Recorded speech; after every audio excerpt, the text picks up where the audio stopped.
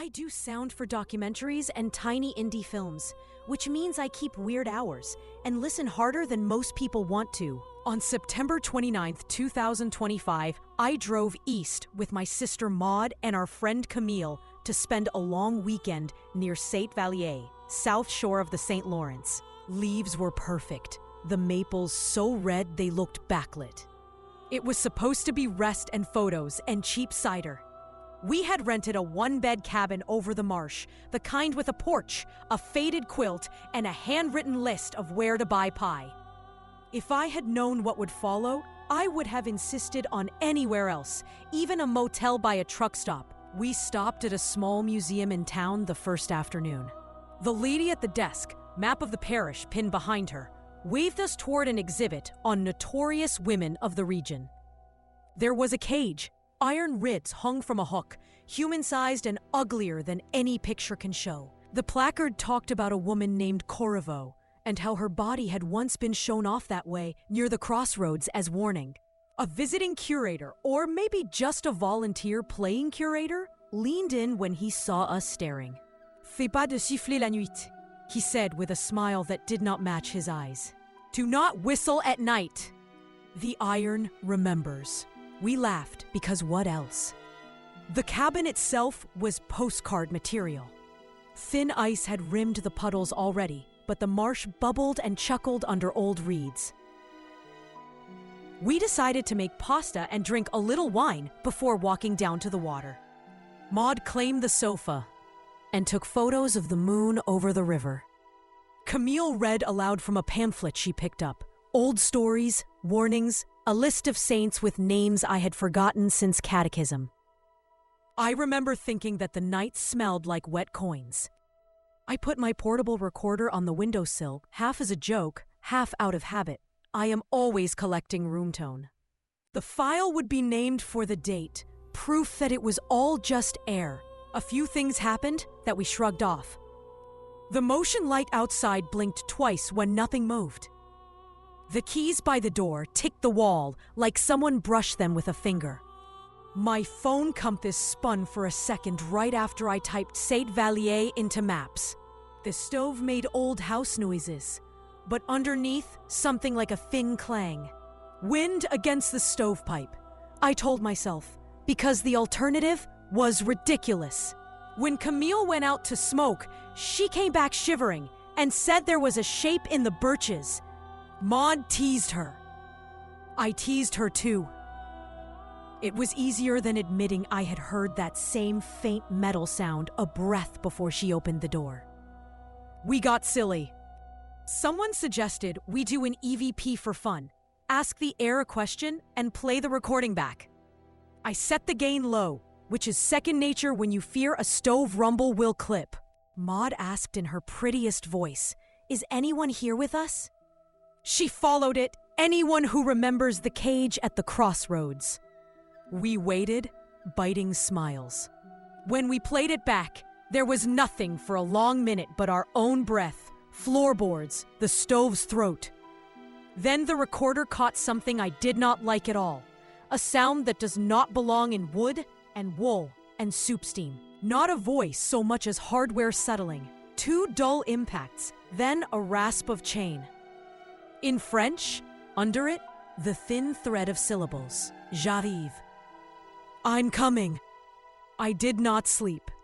I lay on my side so I could see the door and the window at the same time, because my grandmother taught me that makes bad dreams hesitate. At 3:17 a.m., the temperature dropped like a curtain and my breath fogged the glass. The marsh went quiet. Out past the birches, something hung where nothing had been, a darker shape within the dark, ribs within ribs. It rotated, almost lazily, as if remembering how to move after rust. I counted my heartbeats to stay steady. I shut my eyes. My grandmother also taught me not to give shape to things that want shape. In the morning, I told myself it was a dead tree and made coffee strong enough to hold a spoon upright. We walked the river path after breakfast to clear what we pretended were hangovers. The sky had settled colorlessly over us, and the St. Lawrence lay flat as slate. In a low spot where water had slurped back, the mud showed marks. 5 parallel stains, rusty as though iron had stood there long enough to bleed. Beside them, I found an old square nail. It was iron, not modern, rough and sharp at the end. I picked it up without thinking and put it into my pocket for no reason except greed. I like old things, how they hold other hands. When we turned back toward the cabin, a dog from a farm tracked us for a while, then stopped, ears tucked, refusing to step where the mud had striped. We drove to Montmorency Falls that afternoon because the pamphlet said we should, and because big, loud water erases stupid thoughts. From the overlook, I saw a woman stand very still against the rail. She wore black in a way that looked like costume rather than coat, and her hair hung long and straight as a curtain. I nudged Maud and nodded in that direction. When the woman turned, her collar seemed to be latched with something like a hinge. She stared at us the way you sometimes stare at your own reflection when you do not recognize it.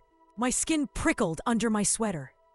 Then the mist thickened, and when it tore open again, she was gone. I did not tell the others the hinge looked like the neck of the cage. That night wind skated so hard over the marsh, the cabin tapped like a drum. Camille, practical as salts, read aloud about the woman from the exhibit. There were versions that made her murderous, versions that made her wronged, and others that made her a kind of excuse for townspeople to be afraid of night. The cage, though, was in all of them. She had hung in it, or after, or instead. The details shifted like weather. I kept touching the square nail on the table the way you tap a deck to cut it. The metal was cold enough that it felt wet. When I finally spoke, my voice did a stupid thing and trembled. I told them what I thought I had seen between the birches. Maud's mouth tightened as if she was bracing for a storm. Because I needed to prove we were scaring ourselves for fun, I opened the recorder's files and dragged the first night's room tone into my laptop. In spectral view, audio is a painting, and this one had an odd symmetry. The noise floor rose and fell in skinny stripes as regular as fence posts. When I boosted at 1 kilohertz, the clank came forward. When I cleaned the low end, a voice resolved. It sounded like words that had slept underwater a long time and woke rusted. Descends, it said, and then again descends. It can mean go down or come down. In swearing and laughter, Camille said non non and reached for the power button. The lamps flicked hard.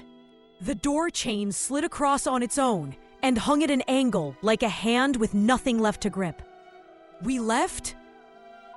There is no heroism in staying after that kind of invitation. I threw my gear into the back seat, the nail in my pocket again before I even knew my hand had closed around it. The GPS gave up the polite blue line and tried to pull us onto a road I swear was not there an hour before. Rang de Gibet, the screen spelled it, as if a jokester had hauled the past into Google's mouth. When we hit the 4-way, the radio, which was off, began to whisper static, then something like a reel of a folk song playing at the wrong speed. The air felt like it could snap if we moved too fast. In the headlights hung a darker place in the dark, an empty weight. Camille bled suddenly from her nose. Maud whispered, "Je vous salue Marie," as if her voice belonged to someone else's throbbing throat. We saw the church's bell coat 2 turns later and aimed the car like a prayer. The main door was locked, but the sacristy door gave with the second pull, and we fell inside among the smell of wood polish and candles. We did not speak. We did not need to say anything. I emptied my pockets on a low table, as if the room itself had asked for all metal, keys, coins, the iron nail. The nail clicked the wood and rang more than it should have. Outside, we heard the kind of clank you hear once, then scan your life to see where else it ever lived. A thin voice slid under the threshold. "La Corriveau t'a vu," it said. The vowels narrow as wire. Something tugged at the inside latch so lightly it might have been wind. We put 3 hands on it anyway and shook. We slept, if being stunned with eyes closed counts, inside the car until the sky bruised into day. The world had the unreal peace that follows hard weather. We carried the nail back to the museum with a note that was embarrassing in its politeness. Nous sommes désolés was all we could decide on, because anything else felt like it might be read as argument. The museum was not open that early, so we tucked the parcel under the door and left. None of us spoke in the car until the highway joined with the city signs. When we finally reached Montreal, Maud went silent in a way I will not diagnose here, and Camille texted 2 sentences to her mother, and then turned her phone off like it was a mouth that should not say more.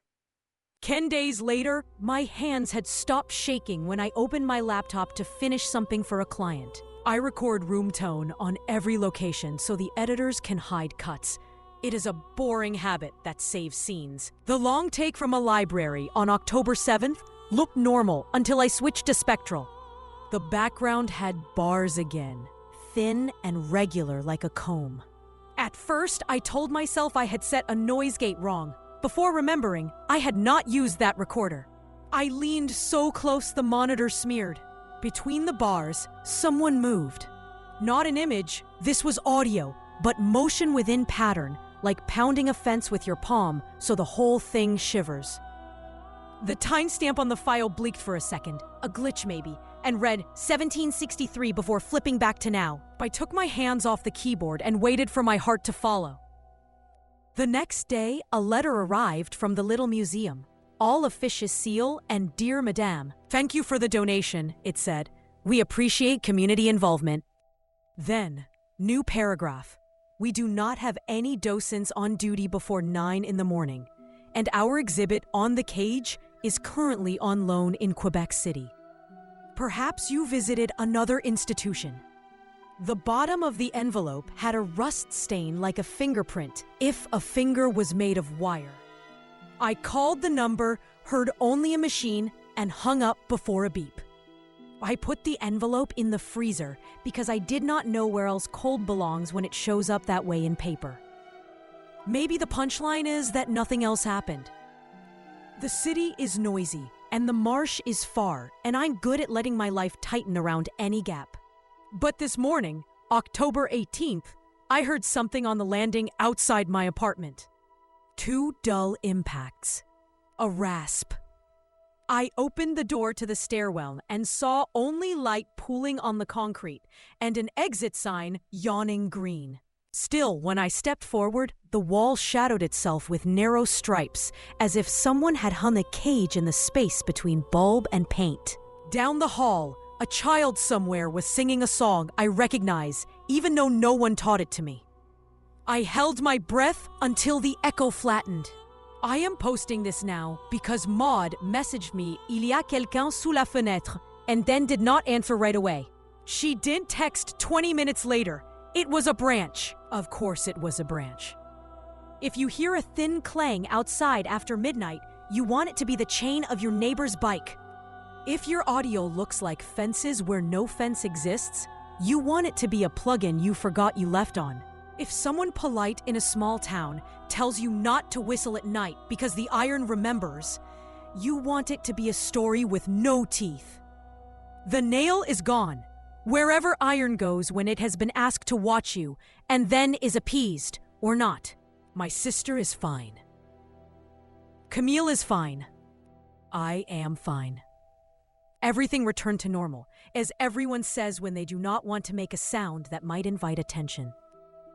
But I am typing this in the quiet, and something on my desk has started to tap a slow rhythm on wood that my grandmother would recognize. 2 dull impacts. A rasp. I am not whistling.